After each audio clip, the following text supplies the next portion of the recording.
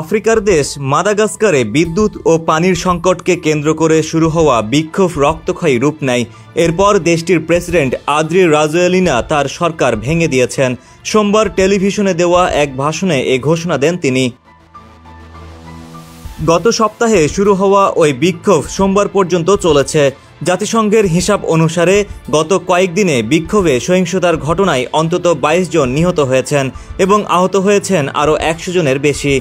বিক্ষোভকারীদের একটা বড় অংশই ছিল তরুণ। মাদাগাস্কারের রাজধানী আন্তানানারিভোয় জীবনযাপনের মান ক্রমেই অবনতির দিকে থাকায় সরকারবিরোধী ওই বিক্ষোভ শুরু হয়। বিবিসির খবরে একে বলা হচ্ছে জেনজি প্রজন্মের তরুণদের বিক্ষোভ। গত বৃহস্পতিবার থেকে মাদাগাস্কারের বিভিন্ন শহরে হাজারো তরুণ-তরুণী রাস্তায় নেমে আসেন। তাদের স্লোগান, আমরা বাঁচতে চাই, শুধু টিকে থাকতে নয়। বিক্ষোভের আয়োজকরা বলেছেন তারা কেনিয়া, নেপাল ও মরক্কোর তরুণ নেতৃত্বাধীন আন্দোলন থেকে অনুপ্রেরণা নিয়েছেন। আন্তানানারিভোয় বিক্ষোভকারীরা এমন একটি পতাকা উঁচিয়ে ধরেছিলেন যা চলতি মাসের শুরুতে নেপালে প্রথম ব্যবহার করা হয়েছিল।